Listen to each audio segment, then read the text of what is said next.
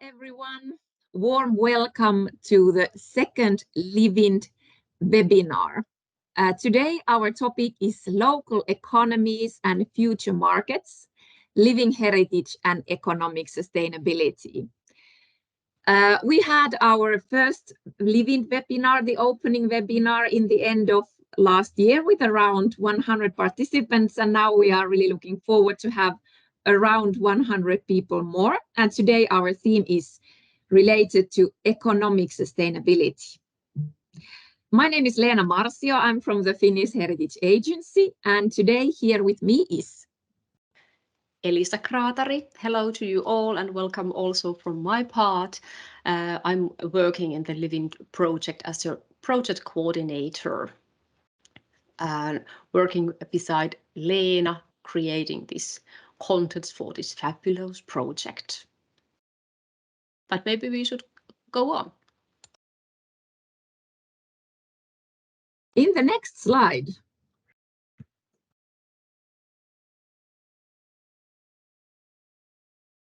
So for the afternoon's program, we're going to start with two wonderful expert presentations on living heritage in local economies and also heritage-sensitive marketing.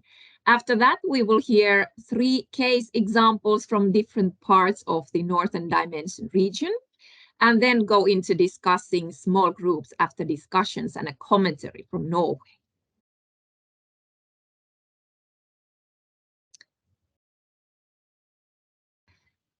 The LIVIND project started last autumn, and we are 9 countries from the Northern Dimension region, and our organization, Finnish Heritage, is coordinating it at least 1 year more, but we'll see if we will even prolong this project. Our main funder is the Finnish Ministry for Foreign Affairs, and also funding coming from our organization and Northern Dimension Partnership on Culture.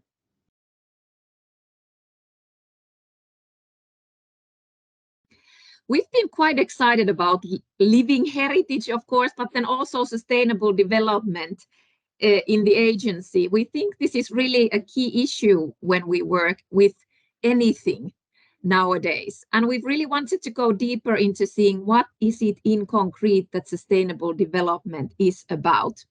And we started our work a couple of years back by creating the wheel chart of sustainability, our wonderful tool, which many of you know, and we will also soon link it to the chat box. But now we are working with the 17 SDGs. And I think with this chart, you'll come back to this tomorrow, those who are joining us to the workshop. But with this project, we really want to look deeper into what is it in concrete, what we all can do for a better future, for a sustainable future.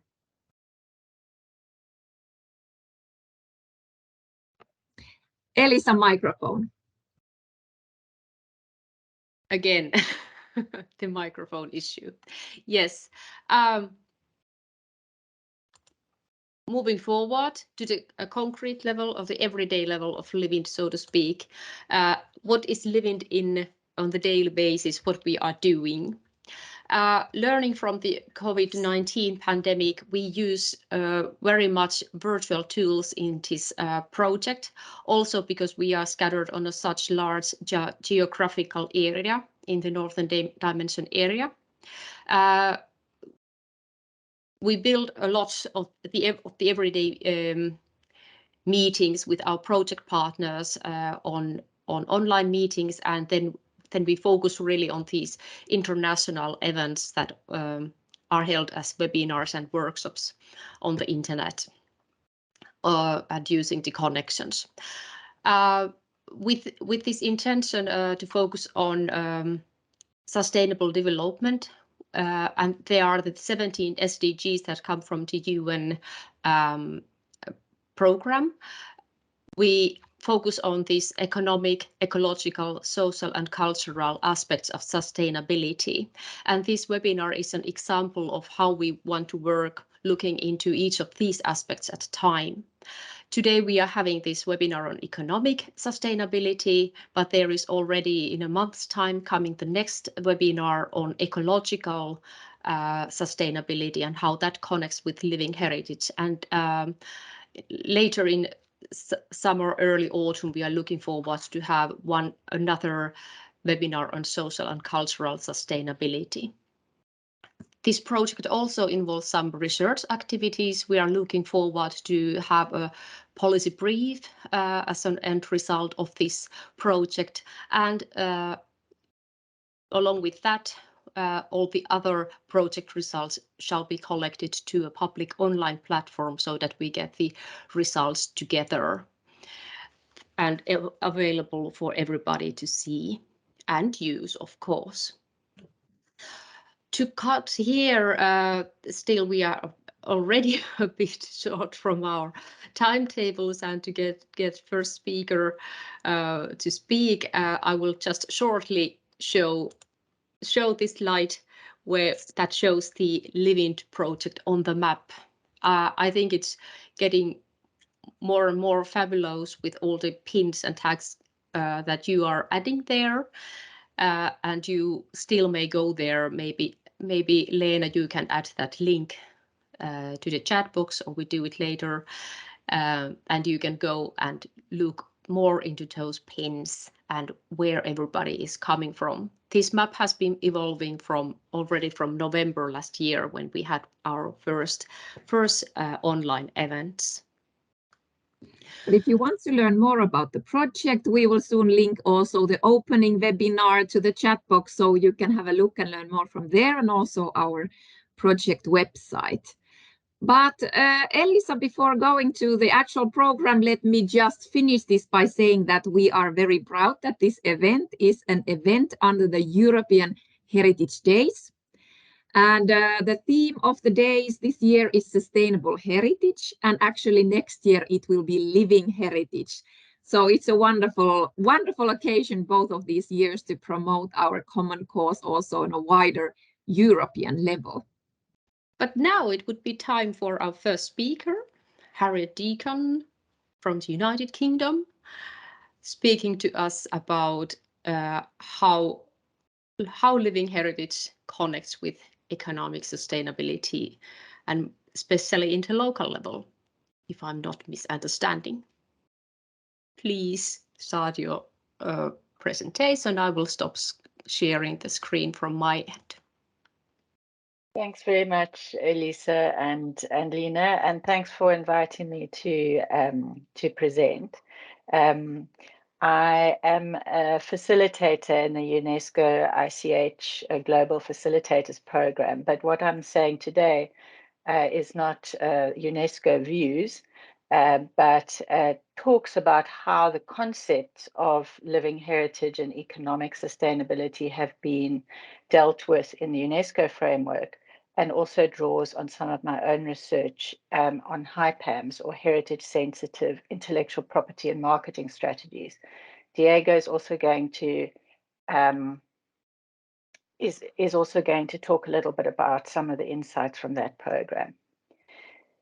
So the kinds of issues that I'm going to just put on the table for the beginning of this meeting are really about how, when we do a local project that tries to link living heritage and economic sustainability, what are the conceptual tools at our disposal?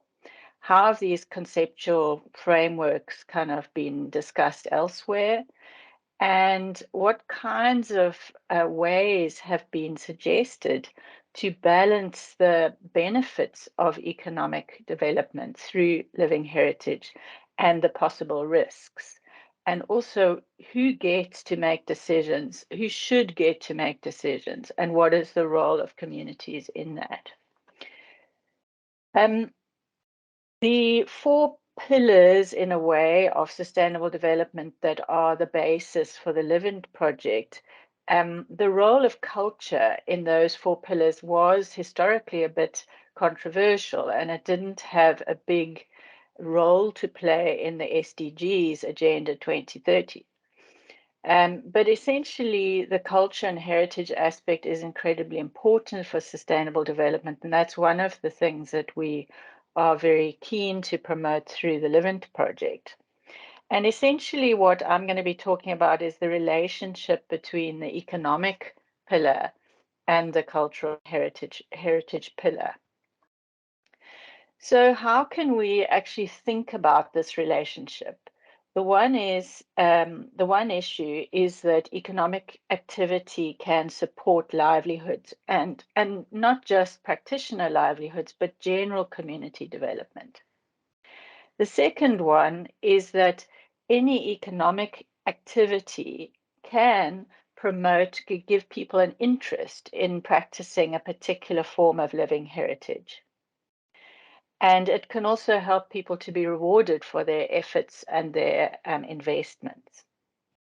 And then the third angle of the triangle is this question of community benefit and control over how their intangible heritage is represented and used in the market.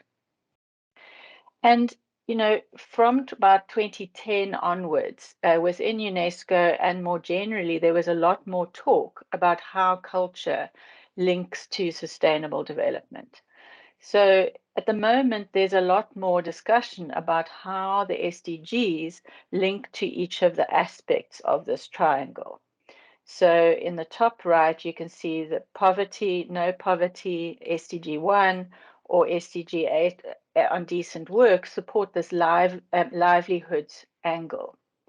And then at the bottom right, economic activity helps to support cultural safeguarding, and that's SDG 11.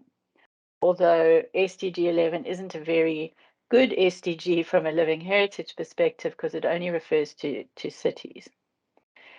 And then on the bottom left, there are a number of sort of equity type SDGs around gender equality, reduced inequalities, SDG 10, and so on. At the same time, as we've been very kind of increasingly enthusiastic about the idea that living heritage safeguarding can fit well with economic development, this fits on top of a lot older set of concerns about what can go wrong. So, for example, if people don't earn enough from practicing their living heritage, this could not support practitioner livelihoods, under remuneration. I've put that there. Or if you know, if a factory starts making something that was previously handmade and it's sold in the same market and marketed in the same way, that can also damage the incentives for engaging. And then on the bottom left, the equity issues, who benefits from the financial rewards, what kinds of control do communities have about how their living heritage is represented in the market, and there are some situations where economic activity doesn't contribute to safeguarding. So I think what's been happening since probably 2015 onwards is there's been a lot of more talk about mitigations.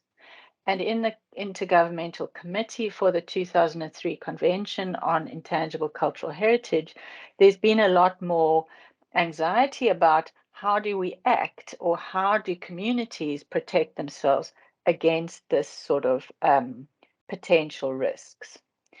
And the kinds of things that are being proposed are quite diverse, and they're quite specific to each kind of intangible heritage or living heritage. But some of the key concepts in those discussions have been equitable benefit, community representation, sustainable livelihoods, decent work, and then these ideas about viability, context, and managing change. So what this has really led to is a series of much more detailed questions that I think we are in the field, we are starting to consider. What forms of living heritage are compatible with the market?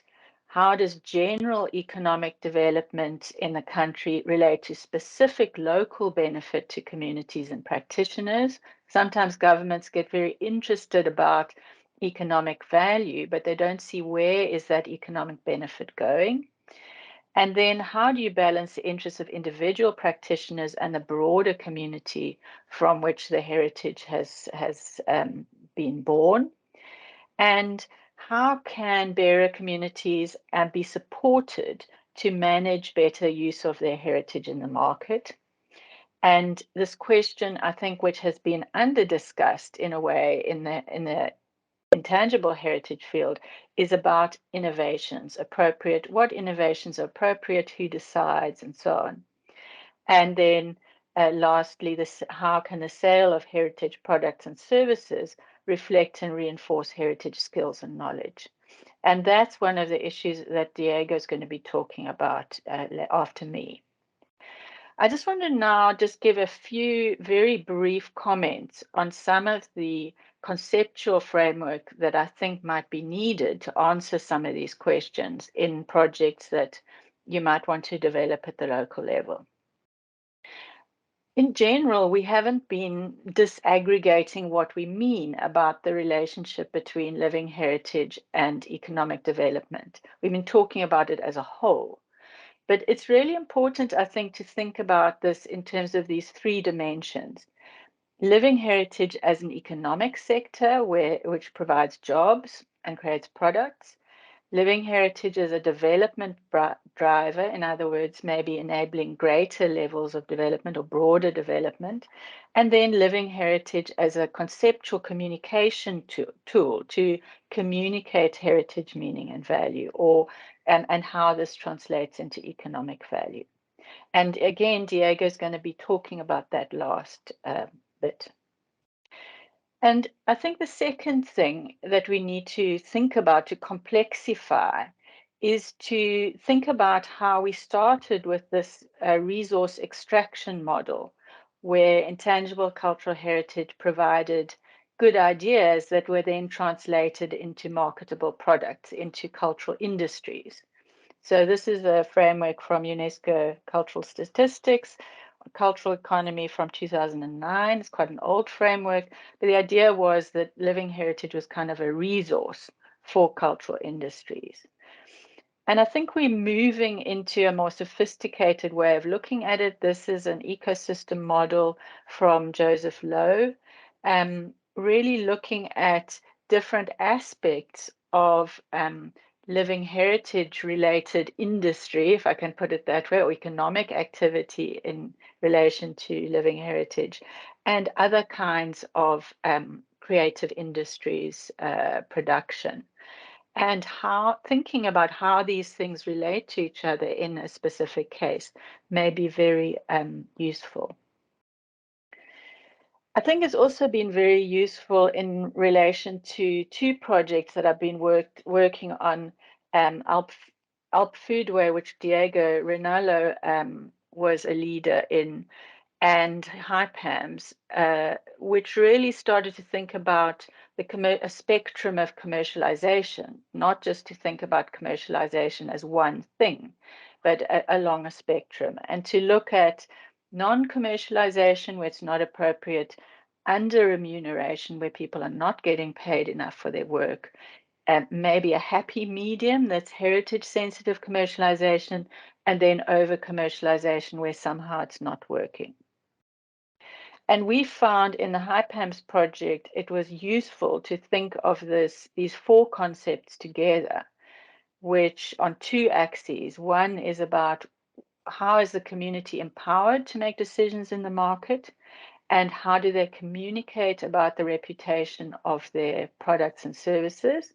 And then on the other axis, what are their heritage skills repertoire and the knowledge and ability to create an ICH product. And then on the other end, what kinds of heritage sensitive innovation are they looking at? And we found that these four concepts were quite helpful in starting to think in more detail the relationship between living heritage and the market. So then as a final point, there have been a number of suggestions of ways in which, if you identify some kind of a risk or a threat from the commercialization of living heritage or its engagement with the market, there have been a number of suggestions of different mitigations to manage that risk. And these are just some of them. I won't go through in detail, but these are just some of them that have been suggested. And I think really through projects like LIVIND, we need to start thinking about how can we really investigate some of these mitigations, look at whether they might apply in the local projects, and then test drive them and see what works and what doesn't work, so that we can start getting a much more detailed conversation about risk mitigation. So that's it from me. Thank you. Wonderful. Thank you so much, Harriet. That was very informative with great graphics. So that will be a pleasure to look afterwards on the recording. According to my watch, it seems that we are even having a few minutes earlier now, that we are in good time now. But nevertheless, I think we could now invite Diego to continue from here.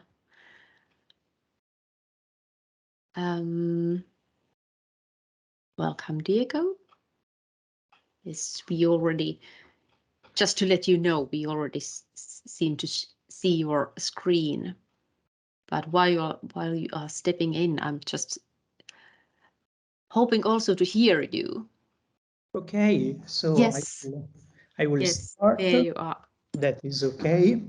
So thank you very much for inviting me. It's really a great pleasure to be here and to be sharing with you some insight of the common work that I've been carrying out with Harriet for the last few years.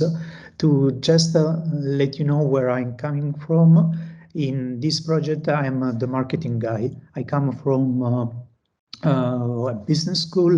I am a researcher in consumption. I tend to use anthropological and sociological approaches to understand markets and consumption in this global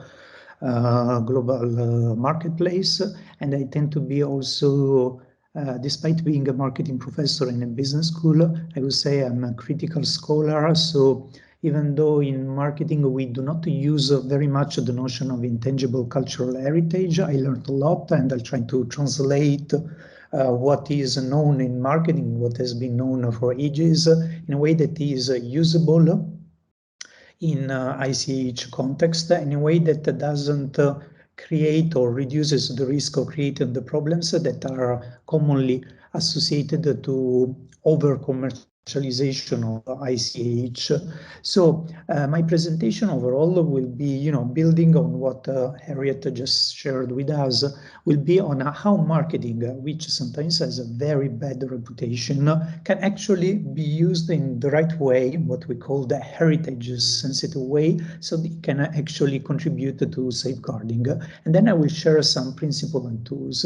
My slides on purpose are a little thick, a lot of stuff, but it's for later. I will go quickly in some points. So here you can find a formal definition of marketing, which I will not read, but I would say that many people that are operating in the field of culture in general, like museum or Ministry of Culture, but also in ICH specifically, whether or not they use this term, they are doing marketing. Because terms like awareness raising or cultural promotion, from my perspective, it's marketing with a different name, maybe with a name that doesn't have these ideological connotations.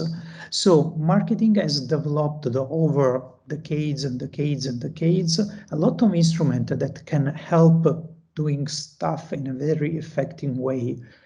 Sometimes it's used for bad reasons, like profit maximization, but can also be used for cultural promotion.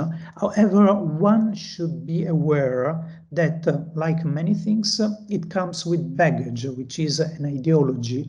Marketing is very individualistic, so it stresses competition. Some say that it has a colonialistic resource extraction mindset. Some says that it's very masculine, as in some metaphors. So you speak of strategies, tactics, competitive wars. You speak of market penetration, which is a very masculine metaphor. But people globally have been aware of these problems, are trying to decolonialize and build a better version of that. So what I'm sharing now is some heritage-sensitive version of marketing. So marketing is good for business. So the question remains, is it also good for cultural heritage? Sometimes yes, but again, there's some ideology in the cultural field of considering the market always a corrupting force. So sometimes there's a taboo, like Chiara Bortolotto talked about that in this field. Sometimes you start with some a priori. And one of the points Harriet was making is that under commercialization can be as much as a threat to the livelihood of cultural heritage as over commercialization. So a middle range can be important. So here are some principles. So heritage, ICH in general, can be, doesn't need to, but can be at the base of many, we can call them a product in a broader sense, not necessarily physical products. So I use the term market offerings. It's something that is put on the market, and you have a very different ways of doing that. So it can be physical products, services, experiences, training, very important, not only for transmission, but as a source of remuneration, but also showcases, attractions, museum, permanent attractions or temporary events like festival, exhibition, etc., and even some very commercial aspects like a museum shop or even another point of sale where people can find products that are manifestation of heritage. You can have a periodic marketplaces, trade fairs, and so on and so forth.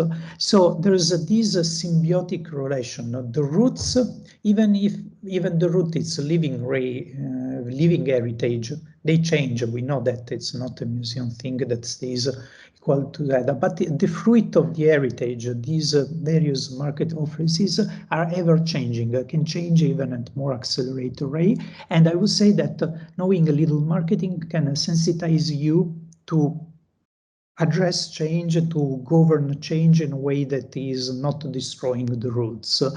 So this is a thick slide, but I would say that one important way to empower communities is to have a very open and transparent relationship on how these roots inform the fruits, this market offering. What should be put on the market, what should not be put on the market, and for what reason, and what is the limit of acceptable change for a tradition to change until it's still the tradition or not. And with already the Foodway project that Harriet mentioned, there are different ways products can refer to the tradition. Now we are going away from the UNESCO formal definition, but we look in the real world, and more or less this is an interesting framework to reason a little bit. So sometimes you really have products or services that have not really changed a lot. I call them survivals. Sometimes, and this is not coherent with the UNESCO definition, sometimes there's a break, so a gap, so for example, 20 years or 50 years of something that has not been transmitted to the next generation. So there is a gap of 1-2 generations, but then something looks back in the past and create new products without a direct transmission, but with the aim of doing things as they were doing in the past. Then you have the traditional, the living heritage product. You change a little bit, it constantly changes one generation after the other to adapt to market needs, lifestyle changes, regulations, and so on and so forth. And finally, you have something which is radically new, and normally this would not be considered by many in the community part of the heritage. However, if you look at these products, I mean, ultimately it's the community that decides, we know that, but sometimes, for example, I see that happening a lot in food heritage. Sometimes you make a radically new product, for example, a chutney in the Alps made from local fruit variety. The product is very new, so it's very radical innovation, but it preserves important skills like the landscape, the autochthonous species of plants that otherwise wouldn't survive. So there's a space, if one looks at these things in a very open way, for even innovation that departs from the tradition, because it can contribute to preserve some important heritage skills. I will now introduce some notion from marketing. So from marketing, and this is a radical different respect to the heritage field. The point, the market segments, so the clients are very important, because there can be no product without a market.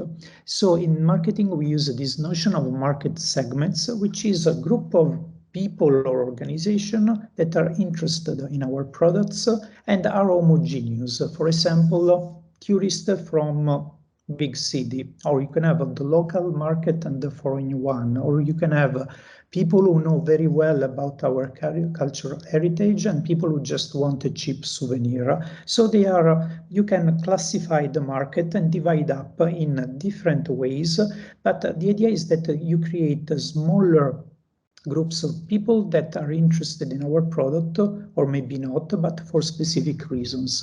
So when you look at your customer base, you can understand that they might want very different things. And one of the way to use your heritage skills is to adapt your products so that they will be much more interesting for specific target groups.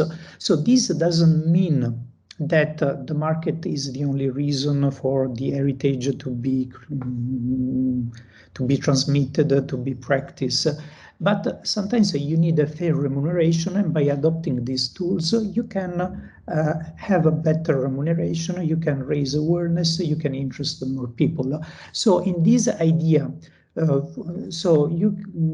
if you look at this tool, this portfolio logic to market segments, you may want to look at your skills, the skill repertoire. Sometimes there are products that are really done as in the past by master people who are very good in their skills, and maybe this is a product line that integrates all the competencies, all the heritage skills, but sometimes you can have, they cost a lot.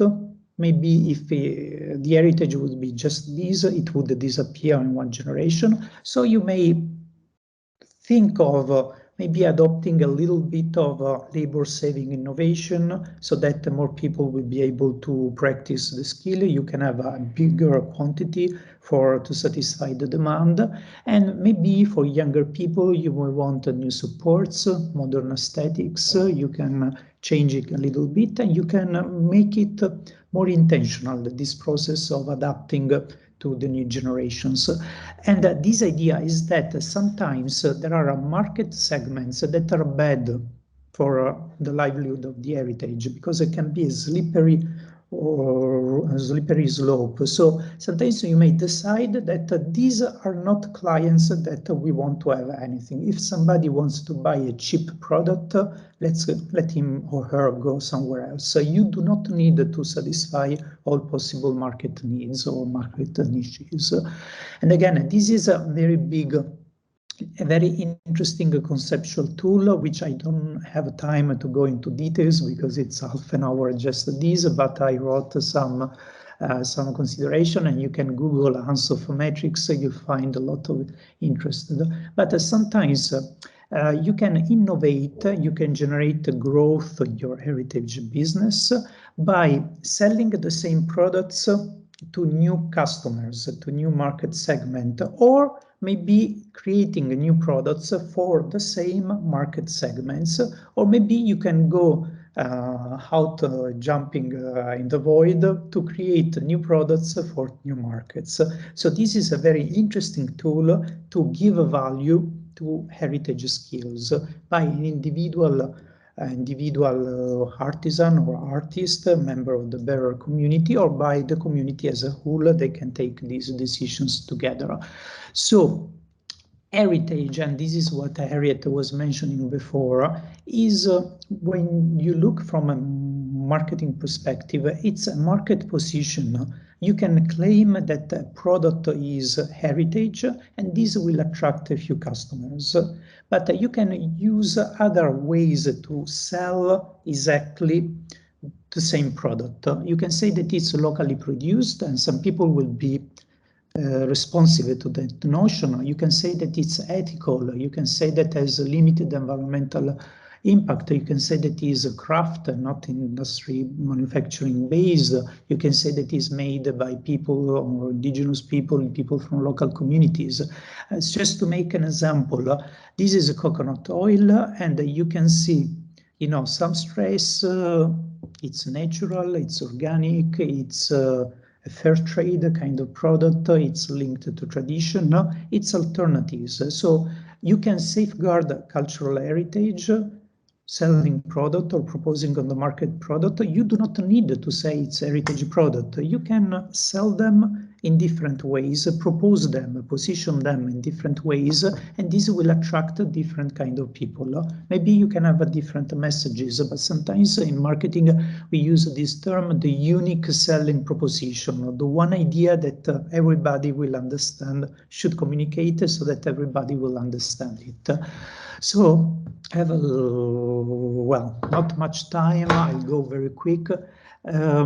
Speaking of raising awareness, in marketing we talk a lot about image, the image of a corporation, the image of a brand, and the reputation is a very similar notion. So in marketing we assess the strength of the reputation based on whether people know about that. So there are some ICH elements that are super very well known and other that nobody knows about them. So this is something that you want to know when you plan intervention. Then you want to understand, okay, even if it's averagely known, what do people know about that? Very often, even for big brands, knowledge is very superficial, and there are a lot of fake news and stuff. So maybe you want to address this problem, you know, there can be misrepresentation. And then what is the evaluation? So it's rare that an ICA element has a negative evaluation, but maybe it's just neutral, it's nothing special, people don't know that it's something that is precious, that is worth evaluating. So depending on your situation, and this is something you should evaluate before planning an intervention, if you are in a low awareness case, no need for intellectual property right, maybe in the future, but not now, because if nobody wants to imitate something that is unknown and nobody knows anything about. So building raising awareness is the first thing to do. Sometimes you are in a middle case situation where there's just a little awareness, but not a lot of deeper knowledge. And sometimes the image is negative. Sometimes there's a misappropriation and misrepresentation. So this is where you want to use intellectual property rights, but together with the promotional activities to correct the possibly inaccurate perception, or be sure that the key message that the bearer community wants are out there, and also to correct third-party misappropriation, because you want to say we can speak for ourselves, we don't want a third party to dominate the conversation, for example, on social media, cultural institution, etc. And if you're lucky enough that you are in a situation where everybody knows about you and you have a very good image, this is where sometimes misappropriation is important. This is very important to have a good IPR strategy, but you can also use communication and promotional activities to defend about the risk. Look, these are counterfeits. We are the good thing. So finally, what I told so far can be carried out at two levels that build on each other. Sometimes there are organizations representing the better communities. Sometimes it's just individual birds, but they can build on each other. Like the status of some celebrities in the field can raise awareness on the ICH element and the wool, and a very well-known ICH element, for example, when there's an organization of bearers that does the marketing, create a sort of intangible resource, which is reputation, that will help the next generation. So they should be building on each other. This is a training on heritage storytelling that we did. I will not say anything, but we have resources for that. And I don't know if we should be taking questions, but this is my presentation for now. Okay, thank you, Diego. My pleasure. We actually have a couple of minutes here now. So if somebody in the audience would have a question, now would be your time to raise your hand and maybe ask a question from Diego and Harriet. There was nothing yet in the chat box, but let's see if we get someone brave. Anyhow, I'd like to thank you both for your presentation and examples. I think it's really valuable that we're having this discussion. I've been working for 8 years now in the field of intangible cultural heritage, and sometimes I get the feeling, or actually quite often, that money is not an issue to be discussed about, that we talk about safeguarding and communities and transmission of heritage. But then again, in order for many kind of heritage to live on, we need people who make a living out of it. And or if we want to have understanding for living heritage in municipalities or in ministries, we need to find the connections on how is it working in terms of local development or regional development, or related to tourism, or as the theme is today, is the sustainable development. Harriet and Diego, you've made a wonderful toolkit together with your colleagues. Might you just here till the end give a couple of tips if there are some people in the audience who is like, wow, this is now cool stuff and I want to learn more, and how can my work or my organization benefit from this? So maybe you could give just some points on how to go on about on using your toolkit. Well, maybe Leena, thanks very much. I'll start and then I'll pass over to Diego, who can maybe just say a few words about the tools also available in Alp Foodway. So the HiPAMS toolkit you can get from the HiPAMS website. I put the link in the chat earlier. I think it just gives a sort of process that you could go through to think about diagnosing what your problems are in the market, what are your kind of aims in engaging in the market, and then looking at, what kinds of ways can you use marketing and intellectual property to support heritage safeguarding. And then we have a stage of implementation and monitoring and evaluation. And we just take people through those various stages and present a couple of tools like the ones that Diego mentioned, of how to think about these issues in conversation within the community and maybe with any external agencies who might be assisting. So we found that the communities we were working with in India, people didn't often have a lot of knowledge about intellectual property rights or about marketing. So we did a bit of training, and we also brought in some various experts to assist. And so it's just sort of thinking about how do all those people work together, and how do you sort of come out with a strategy from the community side that works for them. So please feel free to go to the website. Diego, I don't know if you want to add to that.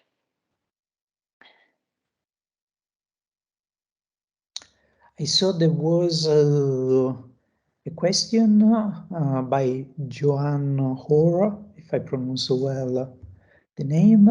So what are some challenges around the linking marketing strategies to a digital strategy? So I think that, digital and marketing very often are one and the same. There's this term of digital marketing that covers a lot of aspects. So I know that in cultural field, digital strategies may be understood as making culture available to the group, whereas in market to audiences, broader audiences, for example, 3D visualization of artifacts that cannot be touched. And in digital marketing, there's a lot of talk of digital experiences. And again, it's two fields that do not communicate a lot, but can be interesting. To look at each other, to learn from each other. I would say that one way of linking marketing strategies to the strategy is by using what is called as user-generated content. So we did that in the IPAMS India context. And the idea is that think that people are visiting a craft person or an exhibition at a museum. They can take pictures, which is very difficult to prevent. But then what if this user-generated content is, in a sense, the potential is to be promotion made by consumer for free that can build your reputation. The point is that sometimes it's fragmented and it's dispersed. You should tell this is the official hashtag on Instagram or whatever, so that it can be concentrated it goes in the social media space where you want it to go, so it builds a critical mass that can help your promotion. People who look at digital from an intellectual property right perspective very often fear that because there's a lack of control and sometimes people are superficial, they can say negative stuff about you, etc. But if you manage it well, the positive is better than the negative. And even if you don't do this, people will do it no matter what. And you will not be aware of that. So it's really important to be there to see what happens and try to use it at your advantage. Yeah. Thank you, Diego. That was a good kind of bridging forward us to the practical examples that we are going to have next in the program, and how, for example, digital marketing has been made advantage of on the practical level. We move on in the program. It's time for the case examples, how living heritage has been connected with economic sustainability already. And we have some great examples from Finland, Poland, and from Estonia. And we are, starting with Finland as maybe it's our kind of right to have when we are having this webinar sent from Finland, basically. And we welcome here now Satu de Veerd, or how would you like to say your name? Yes, that's fine. Thank you. And you are telling us about Nuuksio. You have a business called Magic of Nuuksio, and you have a nature-based services in tourism and experiences, if I would interpret it like that. Yes, nature-based, but also cultural-based program and services here. And now you will see the video. Maybe that's the best to start with, so you get the idea of what we are doing here. Yes, I'm starting to share it now. And just a second. Here we should have it.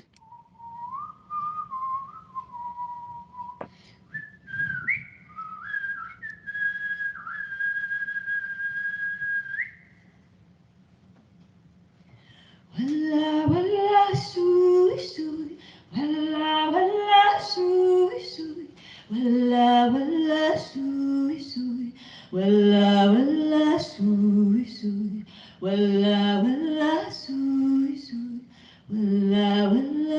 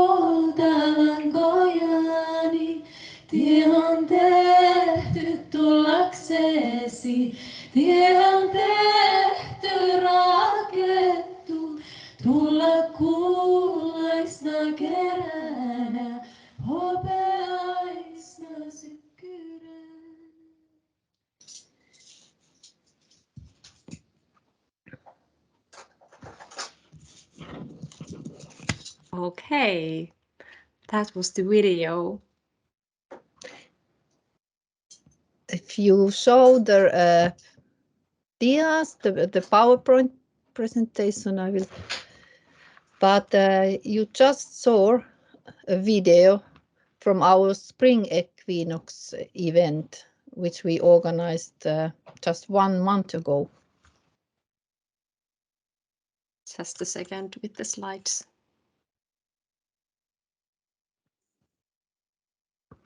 Sorry, is Satu visible to others at this end? She's not. To me, she is. That's great, thanks. Okay.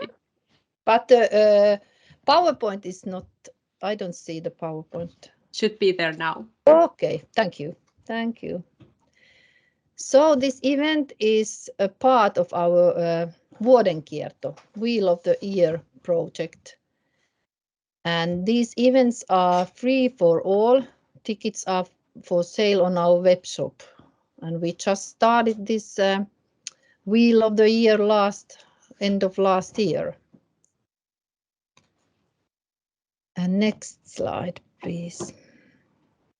With me here is our Vuodenkierto team, what includes dancer Gabriela and musicians Magdalena and Ulla.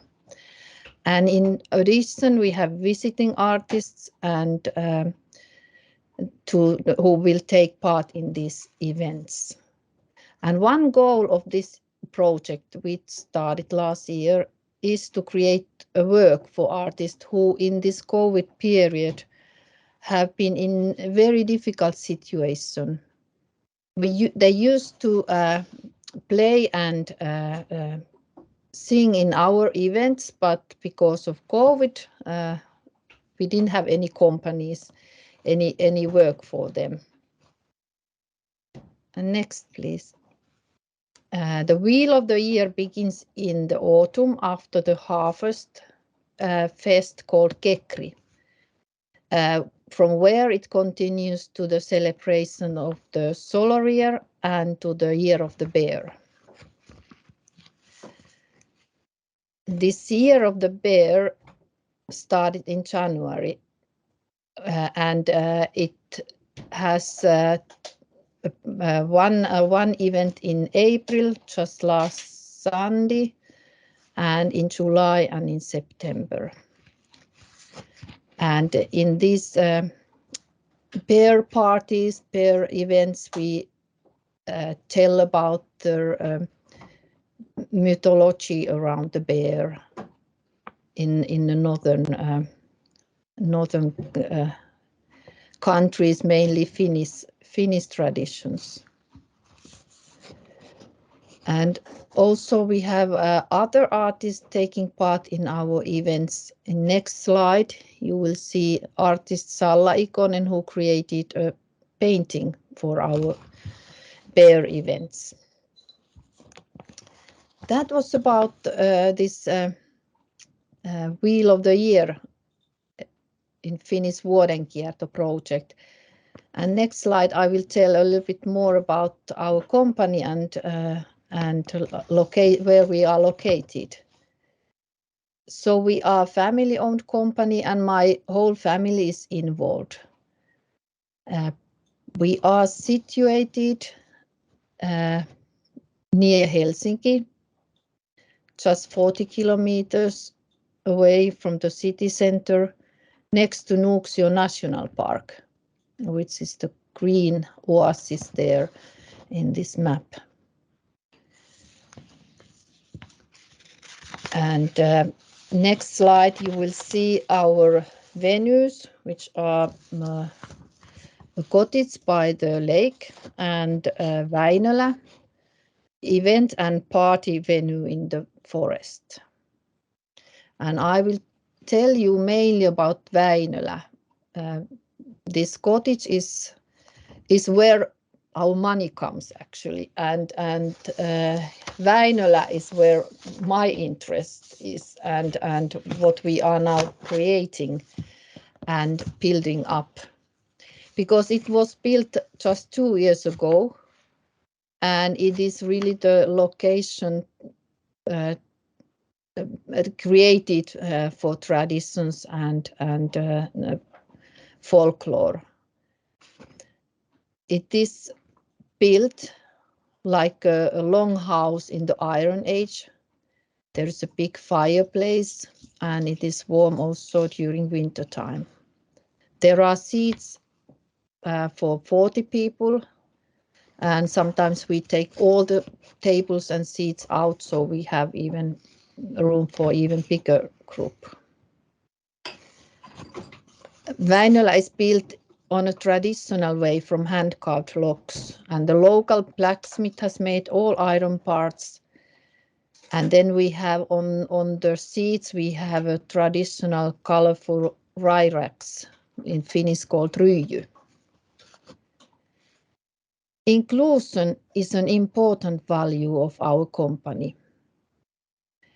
You get in with a wheelchair as well. You can go with wheelchair to our campfire places and try toilet. We cooperate with local workshop for people with disabilities, and they have been wowing us belts called pirtanauha, which we can have in our programs. And the group is visiting also us every year. We belong to the gay-friendly community, and all our guests are equal to us. Finnish folklore is a real treasure chest, or as Diego said, it's roots of the tree. Not so many people know that in Finland we have the largest folklore archive in the world. The Kalevala, the Finnish national epic, is the best known collection, but there is much more. Many of our programs are based on Finnish traditions and Kalevala, and we organize these programs for companies as well as for private people. The cozy atmosphere of Väinölä, next please, is a perfect location for stories of Kalevala. We have created a traditional Finnish wedding party together with 13 local companies who provide, for example, catering, flowers and clothes. With the help of their expertise, we were able to create this wedding party, and you will find a video made from the party with these models. This was not the real wedding, in our YouTube channel, Nuuksio Taika. And now in 2 weeks, we are going to have a real Kalevala wedding party in Väinölä. So we have built up this program to promote these weddings, and now shortly we are also making money with this program. Traditional Finnish folk music is an important part of our programs. Here are musicians Mikko and Ulla with traditional instruments.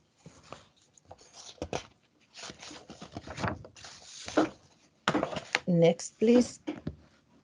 At this point, I have to say, Satu, that we have to speed up a bit. Okay, I speed up. Yeah, you can just make it quickly the next slides, because also something we provide for children, and also some handcrafts, and always we have something around the fire. We serve local food, fish and game, and the food is big important part of the programs. And we organize every year open free day for local people to introduce our company. Then at the end, something about the ecological sustainability. We are situated next to the national park, and nature is an important role in our programs. So we are active in protecting forests and lakes, and we follow the guidelines of the Parks and Wildlife Finland. We are Green Key company, and we have Sustainable Travel Finland certificate. We are strongly involved in the development of environmental friendly services. Our mission is to be a responsible place to visit. We do our best to support long-term economic growth without negatively impacting social, environmental and cultural aspects of the community. Thank you. Thank you. That was a very speeding up. Thank you, Satu. But and there was also the maybe you could add in the chat box also the link to your site where you mentioned also about that video from that wedding. This was wonderful. Thank you, Satu. We have to move on to the next part now. But if you have any questions to Satu, you can write them also in the chat box. But next in line, let's run on to hear about Paulina Adamska from Serfenta in Poland. And I suppose this has something to do with basket weaving. Hello, good morning. I hope you hear me well. Yes, we can hear you. Yes, good morning from Poland. Yes, I will share my presentation. So I will take you to the world of Serfenta. Serfenta is the association, and I think it's important to say it at the beginning that because we are not public institution or business, simple business, but we are connecting craft and business in our association, and mainly we are working 2 women. One is me, and the second one is Łucja. And my name is Paulina Adamska, as you already said. The name of the presentation and the same our business model is how to keep alive intangible heritage. Because yes, we are mostly dealing with basketry, but we believe that our example can be really easily seen also in any other intangible heritage. And I would like to start to tell you that we are working from 15 years when we started to meet and to learn from the masters. Our whole story started because of the passion of one person, and this person was me, and still is. I had the idea to connect my passion of using my hands, and I choose the basketry as the most important craft for me, with the passion of being a cultural anthropologist. And now we are here. After 15 years, we are NGO accredited by UNESCO, and we are visible in many different events and places in the world. As you can see, we were in Expo, or last year we visited South Korea, and this photo is with our Korean partner, the CICS. Also our great partner is Japan, and institutions from there. And you can see an example of one of our Polish baskets on this photo, because we are sending the baskets to the 2 shops in Tokyo. But about the products, I will tell you a little bit later.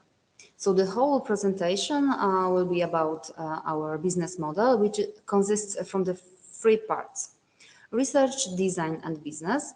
So I would like to tell you about all these parts. So let's start from research. The research which we had started 15 years ago was led in Poland. We chose our main river, Wisła, to organize our trips, the meetings with the basket makers. The goal was to meet and to know if we can meet with the traditional masters in our country, because we wanted to collect their knowledge, their experience, and also the skills. And the skills, they were very important. They were crucial for us, because we were connecting the kind of hunger for knowledge about the crafts, about this craft, together with need of using our hands, and with understanding how it works, how to make the baskets, because we all, which were in the research team, we were craft instructors in the same time. So the first, we really wanted to know what we can find and with whom we can talk in Poland. And here you can see the most important materials which we have in our country: willow straw, Kraatari wood, and the roots of the trees. And after the part of research making in our country, we chose to travel also to Scandinavia, mostly to Norway and to Iceland. And I'm really happy to be with you, be invited by Finland, because this country, your country, is as the first time on our basketry map of Serfenta. So I hope to visit you in the future.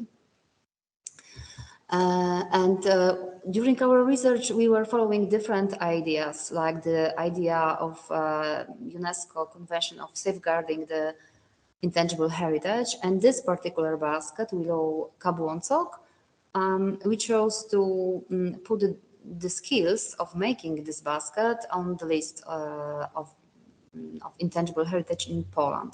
So it is more visible even outside our country. And it was the beginning. So the beginning became from the passion and the desire, my private desire to gather the knowledge and experience about how much I could gather. Then I was really connecting with people, and then it started to be bigger and bigger, and Serfenta grew, and now we are working in a quite big team. And we started to wonder, what do people need from crafts? So we started to look wider, and we were connected more and more with the world that was coming to us. And through the design thinking, we started to organize our work, which is based on products and on services, which are based on the needs of the clients, of people who are coming to us. The products. You know, the baskets, if you are thinking about the baskets, you are thinking, I think, about the traditional use of them. But now we would like to show them in an attractive way as a product that can be useful today. And our work more and more is visible in business. And we are showing all the time this basketry craft in the new context. We are talking a lot.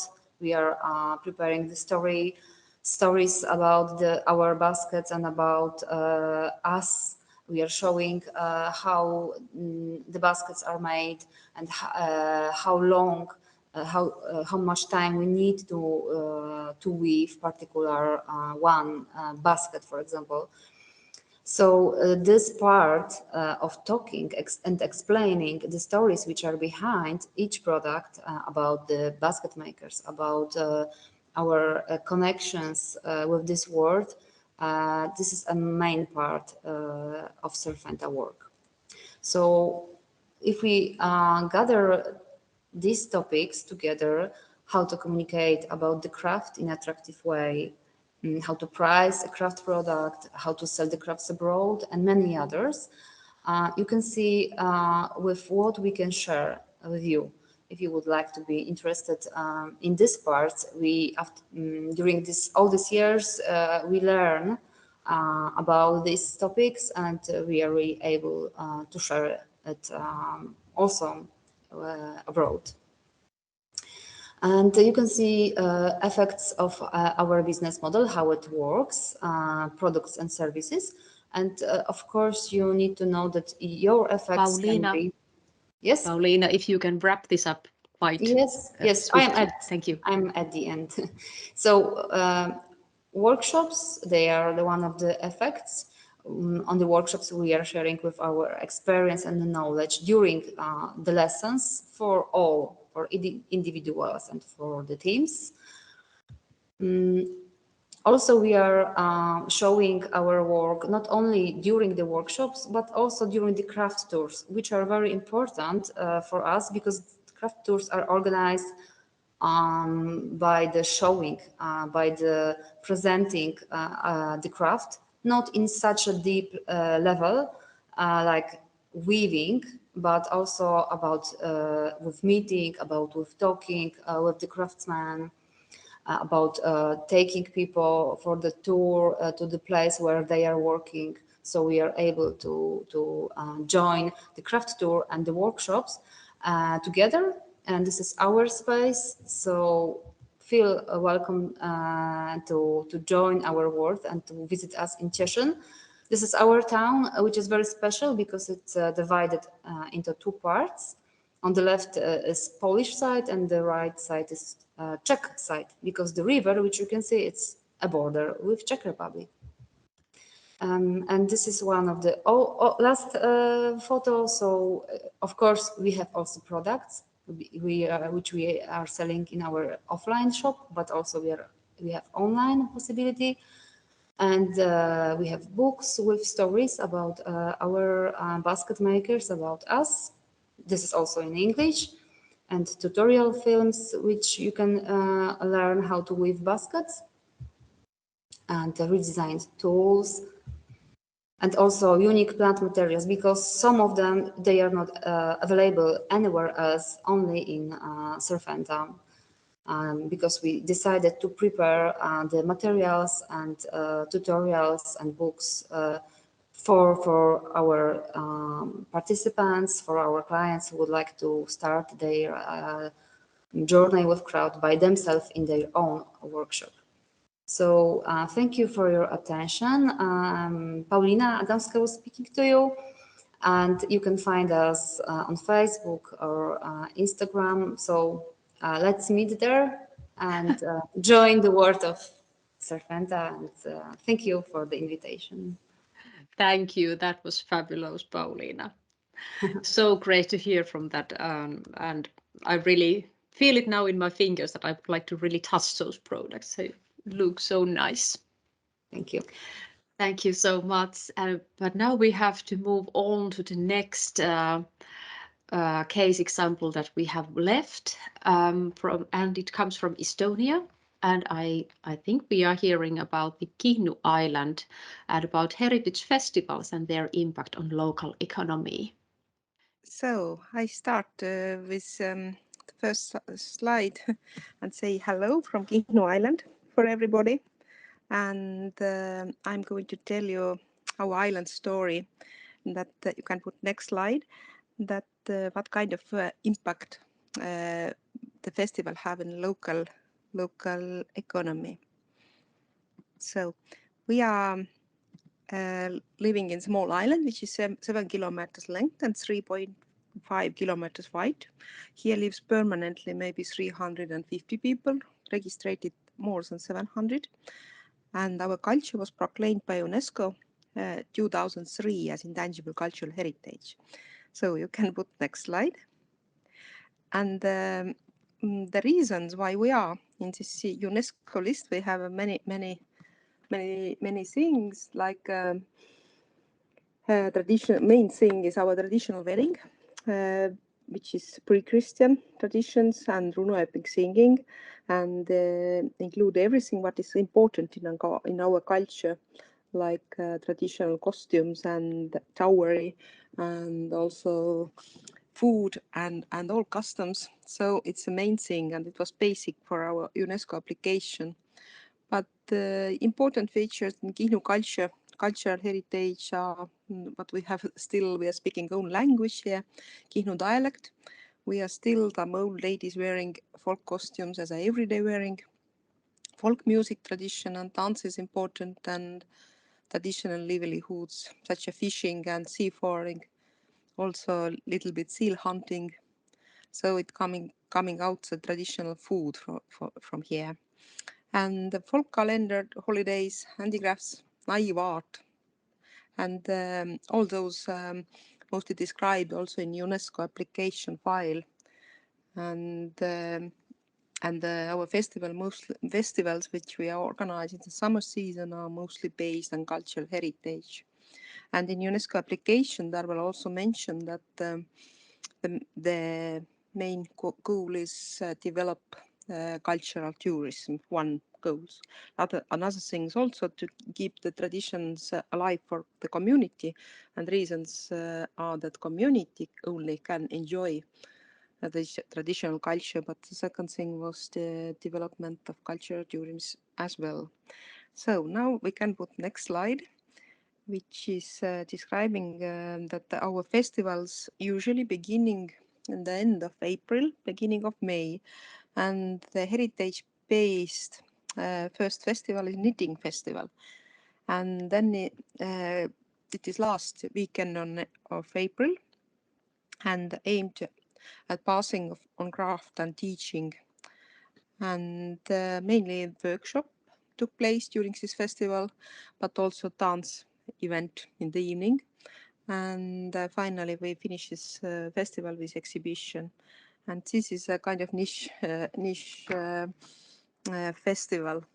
And the second important, which is take place in the May, is a Baltic Herring Festival, Baltic Herring Trip, traditional food festival, and introducing the herring, the fishing, and also the food. It's possible to taste different ways how to prepare or cook something from Baltic herring. So the next slide is showing the most important festival what we have and most popular at the moment, and mostly connected with our culture, is Kihnu keretäus. It means it is kind of open cafe or home cafe days on Kihnu Island. So in many farmhouses 10 or 12 or more, open the door for visitors and offering traditional food, but also some modern things as well. So a lot of tourists coming to the island and visiting.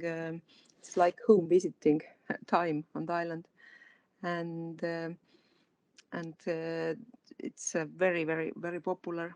And all the home accommodation get profit for that. And of course, when we have some festivals or festivities on the island, then always is obligatory in the evening that we have dancing party after the festival. And the next thing what is happening in June is and pretty new one is a sauna festival, that some saunas are open for visitors.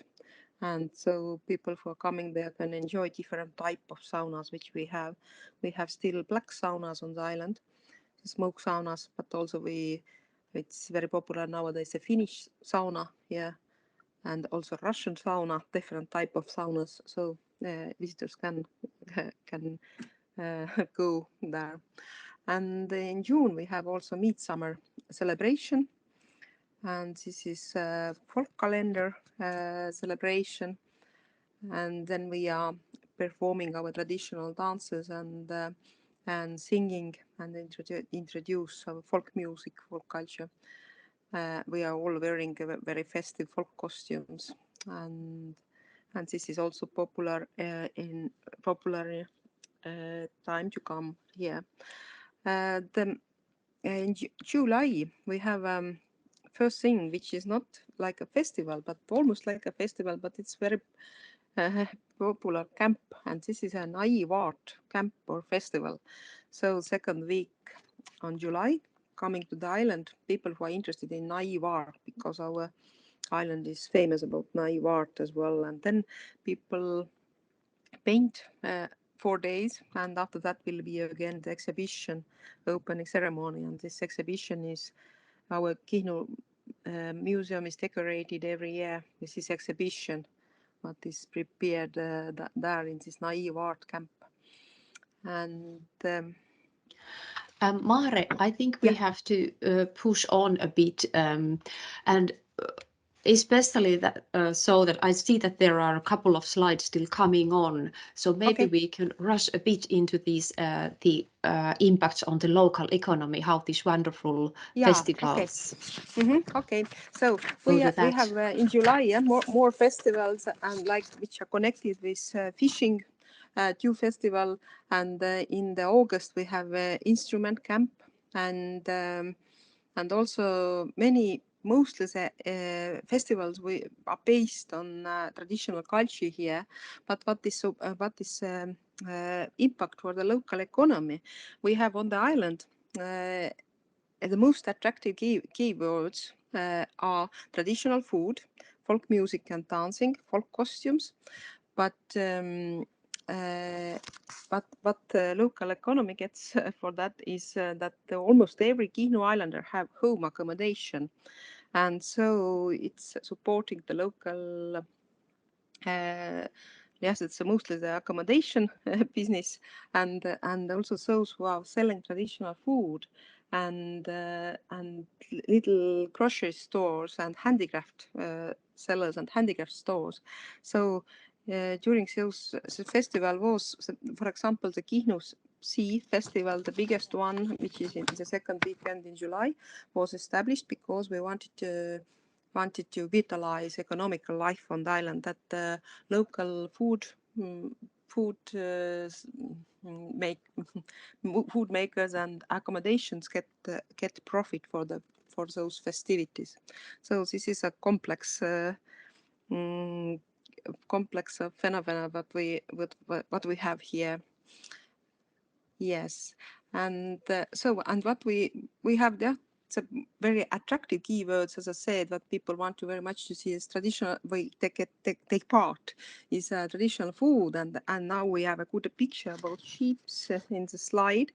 So there might be, or what is happening nowadays, and in remote small island is might be the biggest problem, that traditional food is not seems not sustainable if you live in big city, because if people coming from foreign countries, they are very often vegans, and we don't have feelings that vegan way of living is sustainable from our side, from small island. We think that the little farming and sea farming and fishing and seal hunting and this kind of things, if you can survive yourself and produce your food yourself, this is a sustainable development. So I don't know if I must finish now. I think so.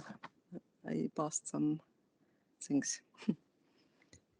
Thank you, Mare. And I think if you put the slide before, I think you're in the photos on the right hand side. So there you are, Yes. isn't it, you with the motorcycle? Yes, yes, motorcycle culture is quite a niche culture also, yeah, and many people want to experience how to drive with a traditional old-fashioned Russian or Ukrainian motorcycle.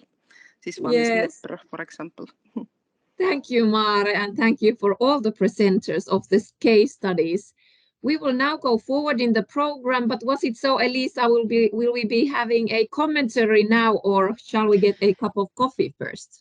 I think we will now do so that we first have the short pause, and then we will have time to have a short comment on this, and then we move forward as a warm-up, really, to have those few comments, and then we move on to working in groups.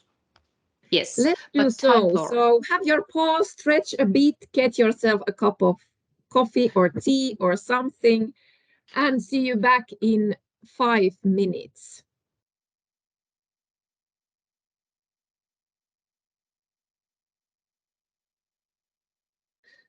Okay, I think it's time to continue. And Leena, if you put your microphone on.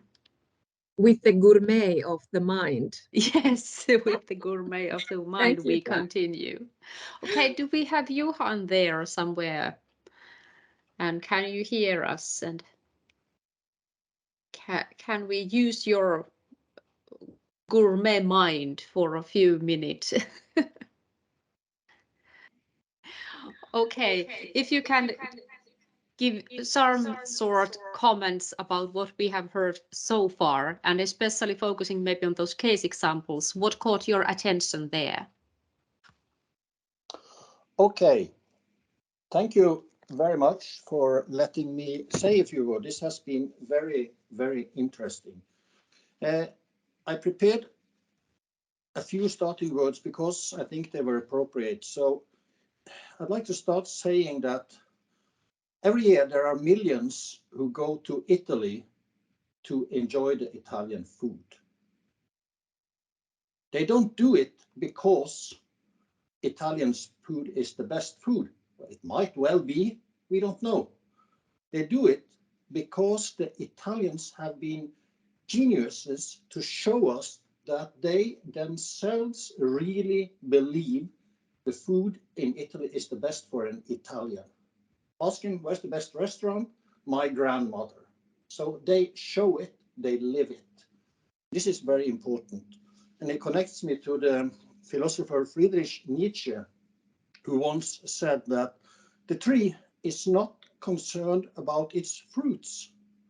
What matters to the tree are its seeds. In other words, how a tree can keep living, or how trees can keep living over time. So it's not the fruits, it's what comes out of it, and that's based upon the seed. And actually, our last presentation from Estonia was a very good example of just that, how living culture can create value by being a living culture. I have to say, though, the theme today is economic sustainability. I struggle a bit with I'm an economist, with economic sustainability, because to me, sustainability is a function of how well environment, markets, and society go together. And the most relevant about it is the interfaces, not say economy or society in itself. The main interface is bearable, equitable, viable. Those are the aspects that are interesting. Those are the normative aspect. This means those are the aspects that it is up to us as humans to value and put meaning into. So to me, economic sustainability has to do with long-term thinking and with creating value. Of course, we're talking economy, but we should be better to think about value, not only in monetary terms. Of course, the money is important, but what really matters is the value.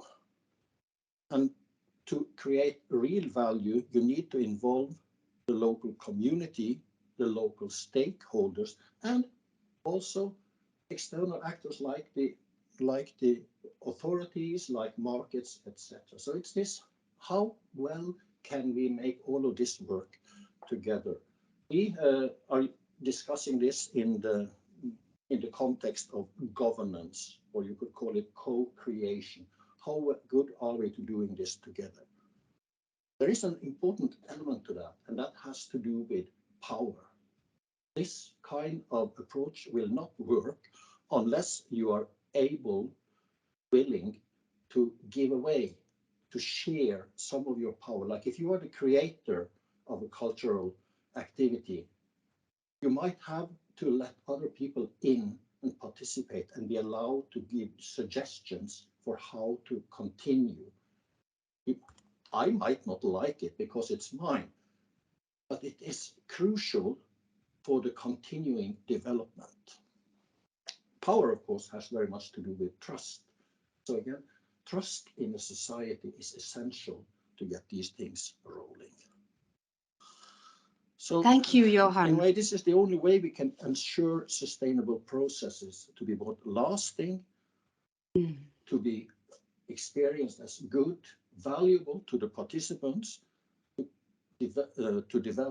to contribute to further development, and especially to strengthen the capacity and the capability to continue working on this. This, for a community, and everything happens in some way or another in a community, is the most important thing there is. Okay, that's a quick start.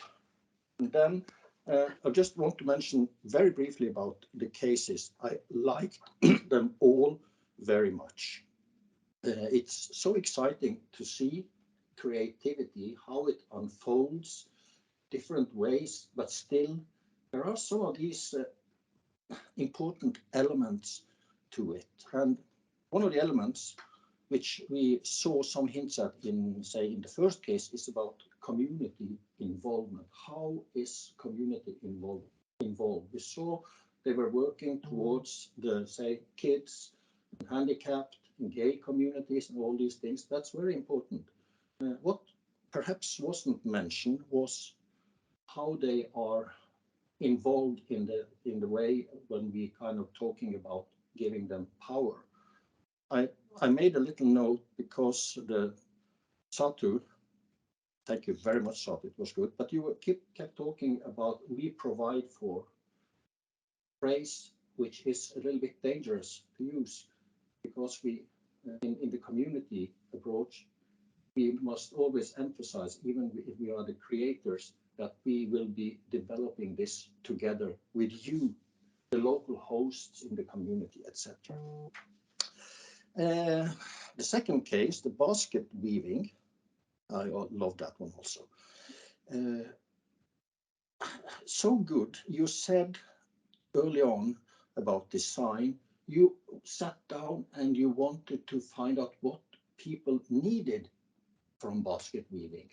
Not designing products because you think they're nice, but to fill a mission, so to say, to have a meaning.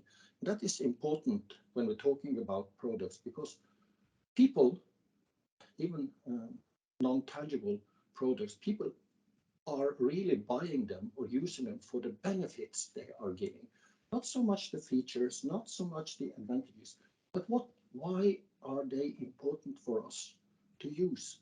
And that was kind of essential to your design idea. I really loved that. And you were also talking very much about what we call repurposing. How can these traditions become alive and useful in a modern society?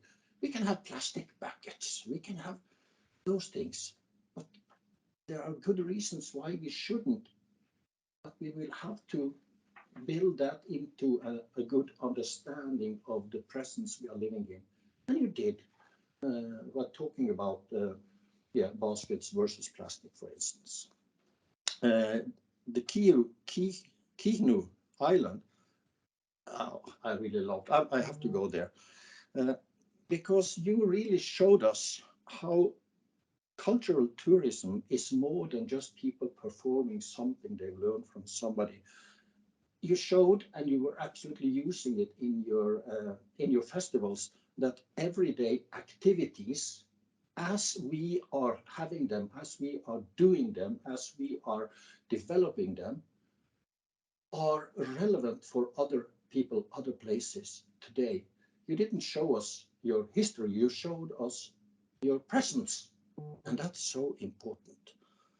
And in a way, to end it, you showed clearly to me the meaning of this quotation I started with from Nietzsche about the seeds, not the fruits.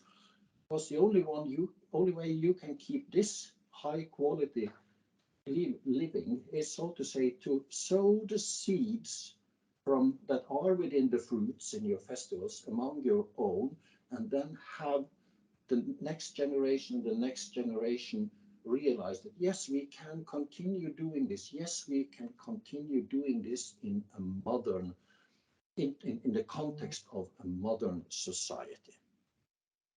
Thank you very much, all of you. Thank you so much, Johan. That was fabulous conclusion. And also thank you for talking about you so friendly. Let's tell other people too who was actually talking to us. This was Johan Barstad from Norway and from the University College for Green Development, a man with decades of experience from developing economies, especially into local level. Thank you so much. But now we really need